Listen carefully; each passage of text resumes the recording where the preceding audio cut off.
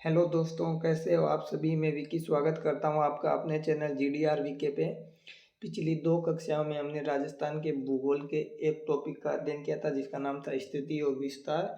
पिछले वर्षों के MCQ सहित अपने कुछ क्वेश्चन भी उसके सॉल्यूशन किए थे। आज हमारा टॉपिक रहने वाला है राजस्थान का भौतिक स्वरूप।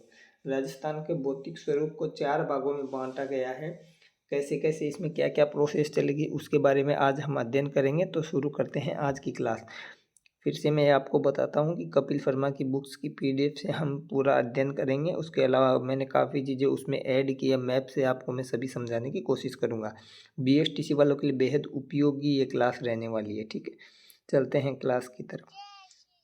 देखो, ये सर की बुक है। देखो, पहला इसमें दिया हुआ है महाद्वीपीय विस्थापन का सिद्धांत, वेगनर का सिद्धांत। मैं आपको बता देता चाहता हूँ कि महाद्वीपीय जो विस्थापन का जो सिद्धांत है ना, जो ये महाद्वीपीय विस्थापन का जो सिद्धांत है, वेगनर की थ्योरी, इसको सन 1912 में, कब, सन 1912 में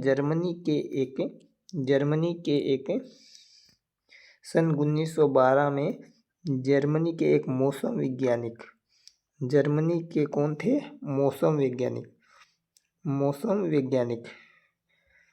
मौसम वैज्ञानिक जिनका नाम क्या था, वेगनर, इन्होंने दी थी।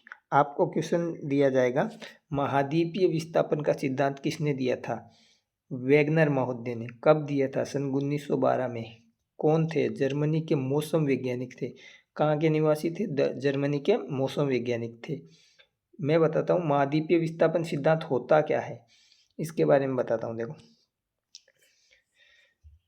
महाद्वीपीय में इसको बताने से पहले आपको फिर से उसी पेज पे महाद्वीपीय विस्थापन सिद्धांत के बारे में देखो, सर ने यहाँ बताया है कि प्राग ऐतिहासिक काल में, कहाँ, प्राग ऐतिहासिक पुराने काल में सभी महाद्वीप एक भूखंड के रूप में थे। सभी महाद्वीप क्या थे, एक भूखंड के रूप में थे। देखो, वेगनर महोदय के अनुसार प्राग ऐतिहासिक काल में सभी महाद्वीप एक भूखंड के रूप में थे जिसे पेंजिया कहा जाता था।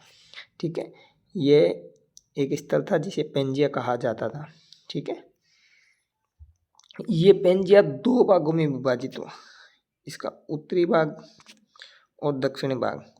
उत्तरी भाग को कहा गया, इसके उत्तरी भाग था, इसको कहा गया अंगारा लैंड। अंगारा, देखो एक मिनट, उत्तरी भाग को इसको कहा गया अंगारा लैंड। ठीक है, और दक्षिण भाग को कहा गया गोंडवाना लैंड।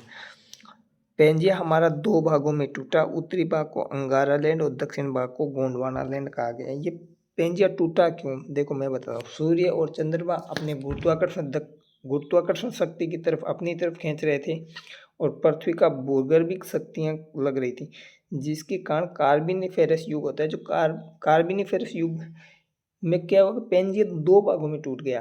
देखो, ये काफ़ी कारण थे टूटने के, जिसमें सूर्य और चंद्रमा की गुरुत्वाकर्षण शक्ति के कारण तथा पृथ्वी की भूगर्भिक शक्ति के कारण। कौन से काल में, कार्बनिफेरस युग में पेंजिया कितने भागों में टूटा, 2 भागों में। मैंने आपको ये बता दिया पेंजिया कितने भागों में टूटा, ये बताया 2 भागों में। देखो, ये और ये, उत्तरी को क्या कहा गया, अंगारा लैंड, और दक्षिण को गोंडवाना लैंड कहा गया। ठीक है, इसके बीच में एक क्या बना, तेथिस सागर। इसके बीच में एक तेथिस सागर बना था। क्या बना था, तेथिस सागर। अंगारा लैंड और गोंडवाना लैंड के मध्य एक सागर बना जिसे तेथिस सागर कहा गया। क्या कहा गया, जिसे तेथिस सागर कहा गया। ठीक है, पृथ्वी का संपूर्ण पेंजिया, देखो ये पेंजिया था, इस पेंजिया के चारों तरफ आपका एक मिनट, पृथ्वी के इसके चारों तरफ आपका एक सागर बना जिसको पैंथालिसा सागर कहा गया। पेंजिया, ये पेंजिया है आपका, ये वाला आपका पेंजिया है और ये वाला आपका पैंथालिसा है।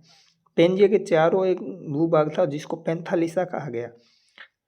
पैंथालिसा एक पूरा महासागर, पैंथालिसा के टूटने से क्या बने, महासागर, और पेंजिया के टूटने से क्या बने, महाद्वीप बने। ठीक है, पेंजिया 2 भागों में टूटा था। आपको यही क्वेश्चन पूछा जाएगा।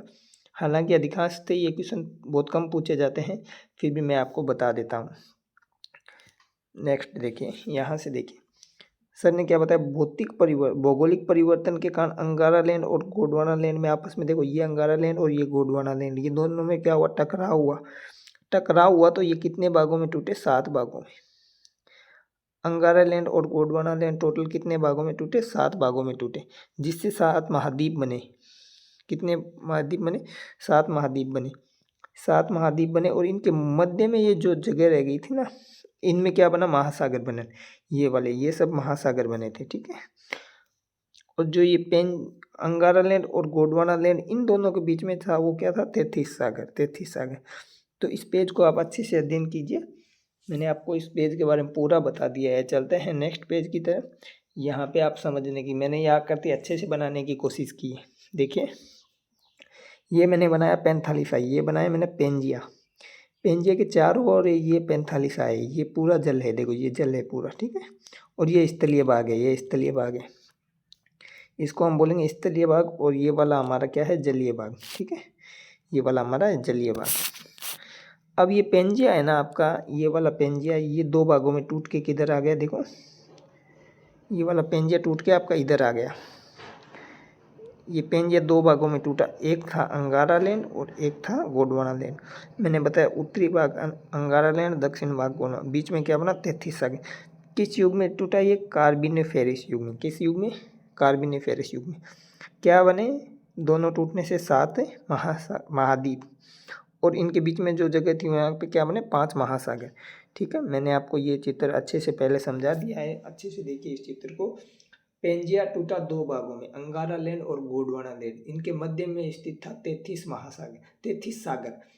और अंगारा लैंड और गोंडवाना लैंड आपस में टकराए, जिसके कारण 7 महाद्वीप का निर्माण हुआ। कितने महाद्वीप? 7 महाद्वीप, कार्बोनिफेरस युग में, ठीक है। देखो, अब हम राजस्थान का भौतिक विभाजन के बारे में अध्ययन करते हैं। राजस्थान के भौतिक विभाजन को 4 भागों में बांटा गया है। राजस्थान के भौतिक विभाजन को कितने भागों में बांटा गया है? 4 भागों में बांटा गया है। लेकिन आपको पूछा जाएगा कि सर्वप्रथम राजस्थान के भौतिक विभाजन किसने किया था? ये क्वेश्चन आपको मोस्टली ऐसा ही पूछा जाता है कि सर्वप्रथम राजस्थान का भौतिक विभाजन किसने किया था। तो आपको याद रहना चाहिए कि राजस्थान का सबसे पहले भौतिक विभाजन वीसी ने किया था। किसने? वीसी ने किया था। वीसी मतलब वीसी मिश्रा ने किया था। वीसी मतलब वीसी मिश्रा ने किया था। वीडियो कॉल सबसे पहले हमने क्या किया कि, चलो मान लो एक मैं आपको छोटी सी ट्रिक बताता हूँ, आप क्या है इसको सीरियस मत लेना। जैसे राजस्थान का भौतिक विभाजन सबसे पहले कितने, जैसे आपकी सगाई होती है, सगाई होती है, आप सबसे पहले क्या करते हो? लड़के या लड़की होती, सबसे पहले हम सर वीडियो कॉल करते हैं। क्या करते हैं? वीडियो कॉल करते हैं। तो आपको याद रखना है, सबसे पहले वीसी मिश्रा ने कितने भागों में? 7। पहले दिन आपने कितने घंटे बात की? 7 घंटे बात की। कितने घंटे बात की? 7 घंटे। सबसे पहले आपने कितने घंटे में बात की? 7 घंटे में। और ये इन्होंने कब दिया ये सिद्धांत? 1968 में।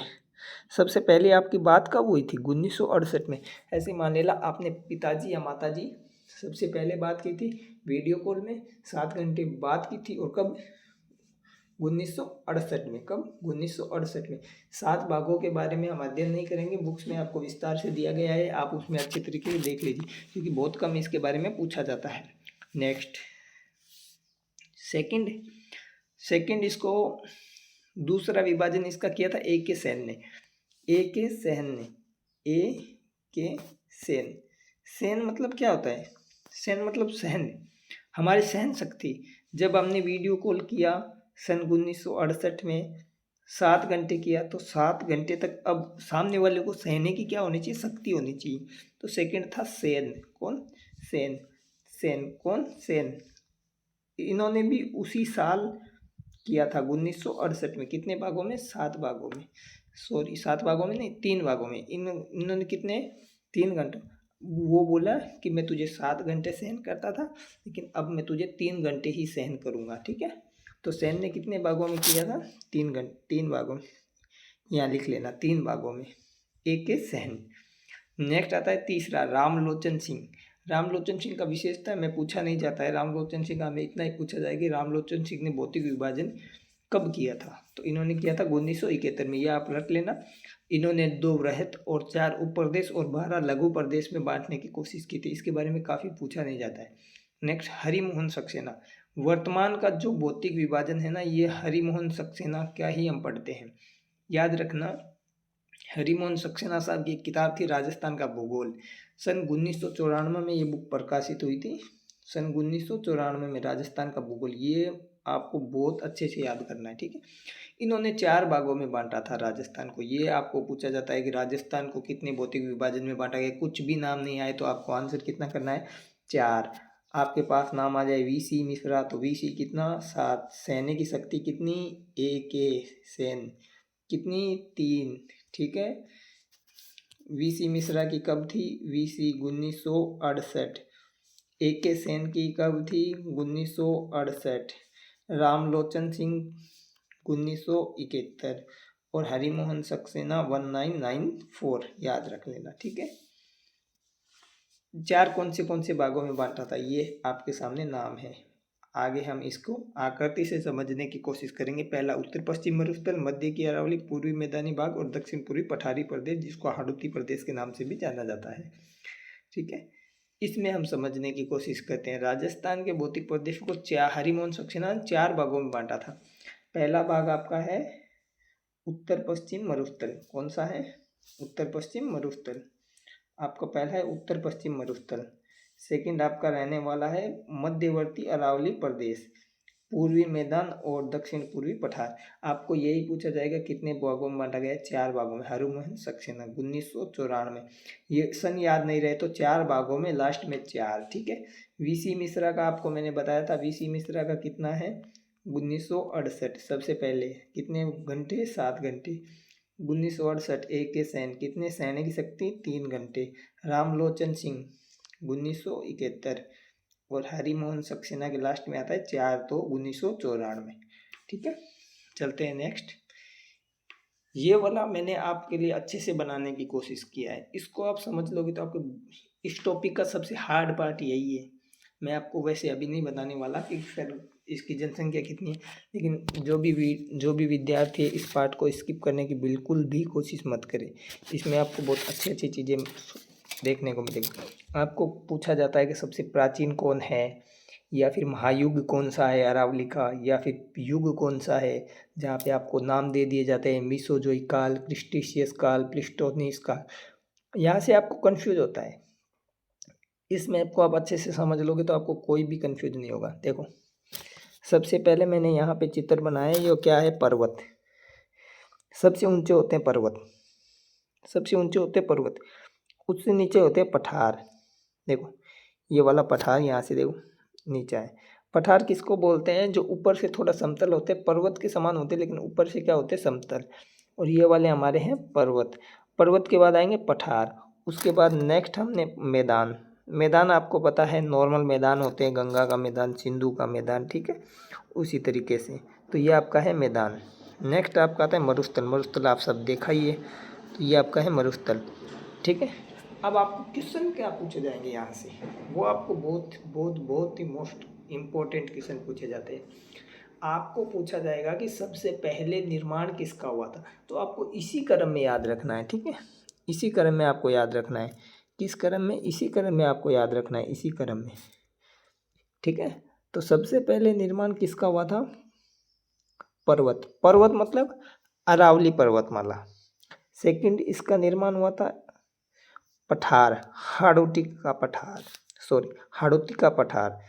थर्ड पूछा जाएगा मैदान, पूर्वी मैदान। और चौथा मरुस्थल। तो आपको पूछा जाएगा निम्न 4 में से सबसे प्राचीन कौन सा है, तो अरावली का पर्वत है जो सबसे प्राचीन है। चारों का क्रम में पूछे तो आप, मैंने जैसे बताया उसी क्रम में आपको याद रखना है। सबसे नवीन पूछे तो कौन सा है, मरुस्थल है, मरुस्थल है, ठीक है। ऊंचाई के क्रम में भी आपको पूछ सकता है कि सबसे ऊंचा कौन सा है, तो देखो यही क्रम रखना है आपको। सबसे ऊंचा पूछे तो भी सेम यही क्रम रखना है आपको, ऊंचा पूछे तो भी। सबसे ऊंचा कौन सा है, सबसे ऊंचा है पर्वत, उसके बाद पठार, उसके बाद मैदान, उसके बाद मरुस्थल। यही क्रम आपको ऊंचाई में रखना है, यही क्रम आपको निर्माण के रूप में रखना है, ठीक है। नेक्स्ट, अब मैं आपको इसके बारे में बताता हूँ। इसमें पूछा जाता है महायुग, किसका कौन सा महायुग है। तो देखो अरावली है जो हमारी सबसे पुरानी है, तो पुरानी है तो इसको आपको याद रखना है। पुरानी है तो आपको इसके नाम लगाना प्री, प्री, जैसे प्री होता है प्री एग्जाम, वैसे सबसे पुरानी है तो इसको नाम लगाना है प्री। क्या लगाना है, प्री। प्री मतलब प्री पेलोजोइक। कौन से महायुग से संबंधित है Aravalli, pre Palaeozoic, pre Palaeozoic. उसके बाद में आपको पूछेगा पठार। पठार में आपको याद रखना है, देखो ये दोनों है ना, यहाँ पे क्या मैदान आ रहा है ना, मैदान दोनों एक जैसे दिख रहे हैं आपको, मैदान और मरुस्थल। तो ये दोनों, इनकी हर कंडीशन सेम चलेगी। इनकी किसकी किसकी, मैदान और मरुस्थल की हर कंडीशन सेम चलेगी। लेकिन इन दोनों को आप अच्छे से पढ़ लीजिए। पहले में आपको मैंने बता दिया कि इसका कौन सा महायुग है, इसका आपको मैंने बताया इसका है प्री पेलोजोइक। तो इसका कौन सा है, इसका मिसोजोइक है। कौन सा, एम याद रखना है, मिसोजोइक, मिसोजोइक। और इन दोनों का ये नए हैं तो नियोजोइक। आपको क्वेश्चन पूछेगा कि निम्न में से कौन सा प्री पेलियोजोइक काल का है, तो आपको याद रखना है प्री पेलियोजोइक काल का कौन सा है, अरावली पर्वतमाला। आपको पूछेगा मिसोजोइक कौन सा है, मिसोजोइक के पठार, हाड़ौती का पठार। नियोजोइक कौन सा है, नियोजोइक आपको पूछेगा तो नियोजोइक कौन सा है आपका, नियोजोइक मैदान और मरुस्थल दोनों हैं। ठीक है, याद रखना। अब आपको ये क्या है, ये महायुग है। क्या है ये, महायुग है, महायुग, महायुग है। याद रखना, मैंने अच्छे से बताने की कोशिश की, ये सब क्या है, महायुग है, महायुग है। अब इसमें क्या है, कभी कभी युग भी पूछा जाता है आपको। क्या पूछा जाता है, युग। एक मिनट, मैं पानी पी लेता हूँ थोड़ा।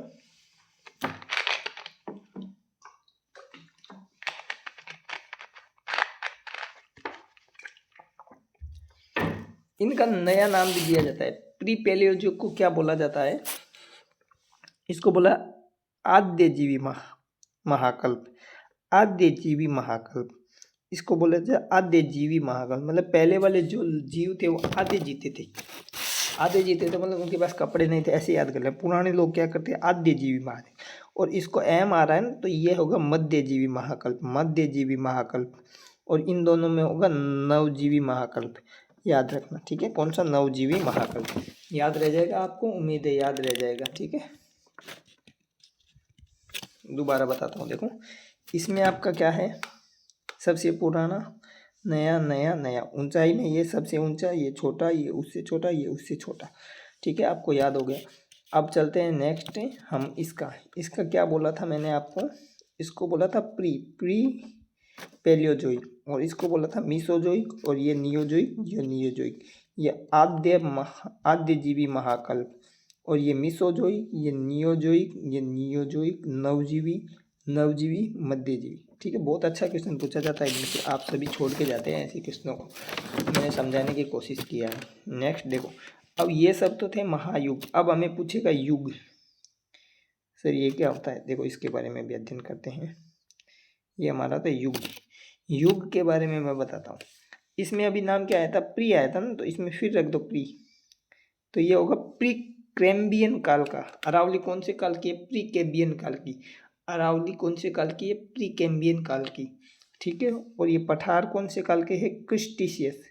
इसको याद रखना, क्रिस्टीशियस काल का है, क्रिस्टीशियस, क्रिस्टीशियस काल का है। कौन से, क्रिस्टी। और ये दोनों तो मैंने बोला सेम रहेगा, तो ये प्लिस्टोसिन, ये प्लिस्टोसिन, ये प्लिस्टोसिन काल के हैं।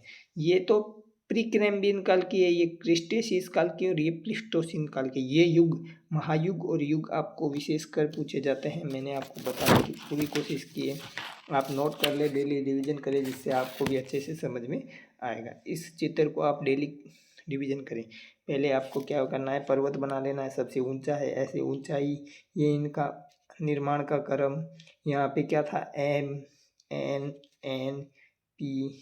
ठीक है, पी का मतलब प्री, एम का मिसोजोइक, नवजीवी, महाकल्प, ऐसे करके आपको डेली याद करना है। चलते हैं नेक्स्ट स्लाइड की ओर। ये स्लाइड मैंने ऐसे ही आपके लिए लिया है। इस स्लाइड में देखो, ये मैं आपको बताता हूँ, ये 4 भागों में बांट लेते हैं। एक, नेक्स्ट ये अरावली 2, और ये 3, और ये 4। ठीक है, 4 भागों में बांटा गया है। तो ये वाला आपका मरुस्थल है। कौन सा है, मरुस्थल है। देखो सबसे बड़ा दिख रहा है ना, तो निम्न 4 भागों में से सबसे बड़ा कौन सा है, मरुस्थल। क्षेत्रफल की दृष्टि से सबसे बड़ा कौन सा है, मरुस्थल है। क्षेत्रफल की दृष्टि से सबसे बड़ा कौन सा है, मरुस्थल है। तो ये आकृति मैंने ऐसे ही आपके लिए ले लिया, लेकिन फिर भी रिविजन करवा देता हूँ। VC मिश्रा, AK सहन, रामलोचन सिंह और हरिमोहन सक्सेना। इधर 1994 कितने भागों में, 4 भागों में। कितने भागों में वो छोड़ो, इनका याद रखना है। 1711 1968 1968। कितने घंटे बात की, 7 घंटे। परेशान हो गए, कितने घंटे, 3 घंटे, ठीक है, याद रखना 3 घंटे। नेक्स्ट अपन ने बात की थी, 4 लिए थे अपन ऐसे। ये क्या था, ये पठार, ये आपका पर्वत, ये पठार, और ये मैदान, और ये मरुस्थल। सब ऊंचाई का, क्रम का आधार मैंने आपको सब बता दिए। अच्छे से क्लास को करने की कोशिश करना। ये मैंने आपको मैप में समझाने की कोशिश करता हूँ। ये हमारा पश्चिम मरुस्थल प्रदेश है। क्या है, पश्चिम मरुस्थल प्रदेश। ये अरावली है, ये पूर्वी मैदान है, और ये दक्षिण पूर्वी पठार है। अब आज हम अध्ययन करेंगे पश्चिम मरुस्थल प्रदेश के बारे में। 4 भागों में से हम सबसे पहले अध्ययन करेंगे पश्चिम मरुस्थल प्रदेश के बारे में। ये पश्चिम मरुस्थल प्रदेश हमारा ये वाला भाग है ना, हम आज सबसे पहले इसके बारे में अध्ययन करेंगे। किसके बारे में अध्ययन करेंगे, हम आज इसके बारे में अध्ययन करेंगे। अरावली, पूर्वी मैदान और दक्षिण पूर्वी मैदान के बारे में हम बाद में अध्ययन करेंगे। सबसे पहले हमारा टॉपिक रहने वाला है पश्चिम मरुस्थल प्रदेश। देखो सर ने लिखा है अवस्थिति, मतलब कहाँ स्थित है। यह प्रदेश राजस्थान के अरावली पर्वतमाला के पश्चिम में स्थित है। यहाँ से देखने की कोशिश कीजिए, ये अरावली है ना, इसके ये कौन सी साइड है, पश्चिम साइड है। ये प्रदेश अरावली के पश्चिम दिशा में स्थित है। नेक्स्ट लाइन सर ने लिखे निर्माण। इस प्रदेश का निर्माण चतुर्थ महाक्लब के प्लीस्टोसीन काल में हुआ था। देखो मैंने आपको यहाँ बताया था कि ये वाले दोनों कौन से थे, प्लीस्टोसीन, ये क्रिस्टीशियस काल और ये प्री। देखो सर ने वही बात यहाँ पे शामिल की है, मैंने आपको अच्छे से समझाया है, ठीक है। ये वाली लाइन सेकंड लाइन है ना, ये वाली। नेक्स्ट है, इसी थार मरुस्थल भी कहा जाता है। ये तो आप सभी को पता होना चाहिए। एक चीज़ मैं आपको फिर से बताता हूँ। देखो यहाँ से मैं आपको बताता हूँ, जो आपका ये मरुस्थल है ना, ये मरुस्थल मैदान, मैंने आपको बोला इन दोनों की कंडीशन सेम चलती है ना। तो इन दोनों की उत्पत्ति किससे हुई है, 33 सागर से। किससे, 33 सागर से। और इन दोनों पे ऊपर अपन चढ़ेंगे तो हमारा क्या होगा, गोडा फूट जाएगा। क्या होगा सर, गोडा फूट जाएगा। तो इनको कैसे याद रखना है, गोंडवाना लैंड। कैसे याद रखना है, गोंडवाना लैंड, गोंडवाना लैंड। इन दोनों के ऊपर चढ़ोगे तो क्या होगा, गोडा फूट जाएगा। और इन दोनों पे 33 सागर। तो थार के मरुस्थल की उत्पत्ति किससे हुई है, 33 सागर से। किससे हुई है, 33 सागर से। थार के मरुस्थल कुल कितने, क्षेत्रफल कितना है, देखो इसका क्षेत्रफल है 61.11 और इसकी जनसंख्या है 40%। तो ये 60% क्षेत्रफल कवर करता है और इसकी जनसंख्या है 40%। ये आगे हम अच्छे से अध्ययन करेंगे, ठीक है। इसका क्षेत्रफल कुल कितना है, 1,75,000 वर्ग किलोमीटर। कितना, 1,75,000 वर्ग किलोमीटर। अब आपको पूछेंगे इसकी लंबाई और चौड़ाई और ऊंचाई। ये बहुत से बच्चे स्किप करके चलते हैं। देखो हम अध्ययन करते हैं। देखो ये इसकी लंबाई है ना, ये लंबाई, ये आपको याद रखनी है। और ये चौड़ाई, लंबाई, चौड़ाई और ऊंचाई तीनों याद करनी है। देखो लंबाई, चौड़ाई और ऊंचाई। एक याद रखना है आपको, क्या, 640। कितना लंबा है, 640। 300 इसकी चौड़ाई है और 200 से 300 इसकी ऊंचाई है। ये टर्म आपको याद करनी है। जब भी आजकल कथन निष्कर्ष में क्वेश्चन पूछा है तो ऐसा पूछा है। आप भी यहाँ से एग्जाम क्लियर करोगे। फर्स्ट ग्रेड में आपको पता है अच्छे क्वेश्चन पूछे गए थे। वहाँ पे ये दिया गया था, निम्न में से कौन सा असत्य है। वहाँ पे पहला ऑप्शन था आपका कि राजस्थान के पश्चिम मरुस्थल प्रदेश की लंबाई चौड़ाई की अपेक्षा अधिक है। अब बताइए लंबाई कितनी है, 640, चौड़ाई कितनी है, 300। तो वहाँ पहला ऑप्शन सही हुआ था। तो इस टाइप के आजकल क्वेश्चन पूछे जा रहे हैं एग्जाम में, आपको अच्छे से अध्ययन करना है, ठीक है। तो आपको लंबाई कितनी है, लंबाई 640, चौड़ाई 300, ऊंचाई 200 से 300 मीटर, ठीक है। यहाँ याद रखना, ये सर ने बता दिया इस लाइन में, ठीक है। जनसंख्या मैंने बता दिया 40% है। टोटल 16 जिले हैं, पहले 12 थे, अब 16 जिले हो गए। इसकी प्रमुख नदी है, देखो इसकी प्रमुख नदी यहाँ से निकलती है, लूणी नदी। वैसे तो इसमें काफ़ी नदी है, लेकिन इसकी पश्चिम मरुस्थल प्रदेश की प्रमुख नदी पूछे तो लूणी नदी है। यहाँ पे कौन सी मृदा पाई जाती है, रेत ही रेत पाई जाती है। तो रेतीली मृदा, रेतीली या बलुई मृदा, बाड़ू बोलते हैं ना, बाड़ू, बलुई मृदा, ठीक है। यहाँ पे वनस्पति कौन सी पाई जाती है, कंटीलेवन, कंटीलेवन पाए जाते हैं ना, जीरोफाइट बोलते हैं जिसको। वो कंटीले पाए जाते हैं। देखो यहाँ पे सर ने शामिल किया है। लूणी नदी रेतीली व बालू मृदा वनस्पति जीरोफाइट मरुद्र विद व कांटेदार शुष्क एवं अर्धशुष्क, इसके बारे में आगे अध्ययन करेंगे। पेट्रोलियम, यहाँ जैसलमेर बाड़मेर में बहुत पेट्रोलियम निकलता है। अवसादी चट्टानें, आपको क्वेश्चन पूछेगा मरुस्थलीय प्रदेश के निम्न में से कौन सी विशेषता नहीं है, वहाँ आपको देगा लूणी नदी इसकी प्रमुख सहायक नदी है, सही है। जीरोफाइट मरुद्र व कांटेदार वनस्पति पाई जाती है, सही है। नेक्स्ट पूछेगा अधात्विक खनिज व ऊर्जा खनिज के रूप में पेट्रोलियम मुख्य खनिज है, तो सही है। प्रमुख आपको पूछेगा आग्नेय चट्टानें यहाँ की प्रमुख चट्टान है, तो ये होगा गलत, क्योंकि आग्नेय नहीं अवसादी चट्टानें यहाँ की प्रमुख चट्टान है। ये मैं छोटे छोटे बिंदु जो आपको बता रहे हैं उसके बारे में आप अच्छे से अध्ययन करना, ठीक है। अब ये वाला मैप मैंने बनाने की कोशिश की आपके लिए। देखो इस मैप में मैंने क्या लिया है कि देखो मैंने बताया था अभी आपको कि क्षेत्रफल कितना है, तो क्षेत्रफल यहाँ से देख लीजिए आप 1,75,000। ये वाली जो रेखा है ना, मैंने ये वाली रेखा खींची है, यहाँ से लेके ये अपना मरुस्थल है। मरुस्थल तो ये है, लेकिन मरुस्थल को भी दो भागों में बांटती है ये वाली रेखा। कौन सी रेखा सर? ये वाली रेखा मरुस्थल को भी दो भागों में बांटती है, एक शुष्क मरुस्थल और अर्धशुष्क मरुस्थल। शुष्क मरुस्थल होता है जहाँ पे वर्षा कितनी होती है 0 से 25 सेंटीमीटर। अर्धशुष्क होता है जहाँ पे वर्षा होती है 25 से 50 सेंटीमीटर। 25 से 50 सेंटीमीटर याद रखना। देखो लंबाई चौड़ाई मैंने आपको बताई दी है, लंबाई 640, चौड़ाई 230 और ऊंचाई मैंने आपको बताया 200 से 300। क्षेत्रफल मैंने आपको बता दिया है। अब नेक्स्ट एक चीज़ नोट करना, जो ये शुष्क मरुस्थल है ना, इसका क्षेत्रफल कितना है 1 लाख। अच्छा क्वेश्चन पूछेगा वो, आपको क्वेश्चन दे देगा वो कि पश्चिम मरुस्थलीय प्रदेश में शुष्क प्रदेश का क्षेत्रफल कितना है। पहला ऑप्शन देगा 1,75,000, दूसरा कुछ भी दे देगा, आप तुरंत टिक मार देंगे 1,75,000। आपको क्वेश्चन अच्छे से पढ़ना है। शुष्क प्रदेश का पूछे तो 1 लाख, अर्ध शुष्क का पूछे तो 75,000, और दोनों को मिला के हो जाएगा 1,75,000, ठीक है। पश्चिम मरुस्थल का पूछे तो 1,75,000। इस मरुस्थल का ढाल है ना, ऐसे चित्र बना लेना माइंड में, बस क्वेश्चन याद हो जाएगा। उत्तर पूर्वी से लेकर दक्षिण पश्चिम में मरुस्थल का ढाल, मतलब मरुस्थल यहाँ पे ऊंचे हैं, यहाँ पे ऊंचे हैं, ऐसे याद रखना है, ठीक है। इस आकृति को अच्छे से याद रख लेना कि शुष्क प्रदेश है वहाँ पे वर्षा होती है 0 से 25, अर्धशुष्क में 25 से 50। ये क्षेत्रफल है, ये लंबाई है, ये चौड़ाई है, ये ऊंचाई है और ये इसका ढाल है। इतना आपको सबको याद हो गया। मैंने आपको बहुत अच्छे से बताने की कोशिश की है। अरावली जो है वो हमारी पर्वतमाला है, लेकिन अरावली के पश्चिम दिशा में मरुस्थल स्थित है। ये किसका अवशेष है? 33 सागर का अवशेष है, 33 सागर का। और कौन सा युग? प्लीस्टोसिन युग। कौन सा महायुग? नियोजोइक। कुल कितने जिले? 16 जिले। प्रमुख नदी कौन सी है? लूणी नदी। मृदा कौन सी है? रेतीली मृदा है या बालुई मृदा है। वनस्पति कौन सी है? जीरोफाइट या मरुद्रभिद वनस्पति पाई जाती है। खनिज कौन सा है? पेट्रोलियम, अधात्विक खनिज है। चट्टान कौन सी है? अवसादी चट्टान।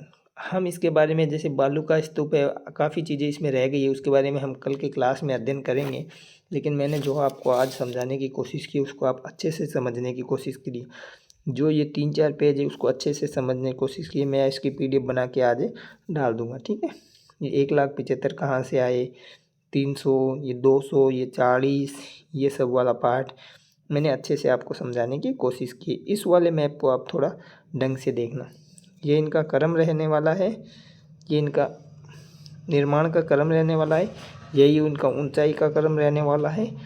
इनमें कौन सा है, इसमें आपको याद रखना है प्री, इसमें एम, इसमें एन और इसमें एन, प्रीकाल, इसको याद रखना है, ठीक है। ये मैंने आपको अच्छे से बता दिया है सब कुछ। आज हम क्लास को यहीं समाप्त करते हैं। नेक्स्ट क्लास में हम बालू का स्तूप, मुक्त प्रदेश, बालू का स्तूप युक्त प्रदेश, लाठी सीरीज, अन्य शब्दावली, पलाया जिले क्या होती है, बालू का स्तूप कितने प्रकार के होते हैं, उनके बारे में अध्ययन करेंगे। आप इस क्लास को अच्छे से देख के प्रीवियस ईयर क्वेश्चन लगाने की कोशिश कीजिए। धन्यवाद।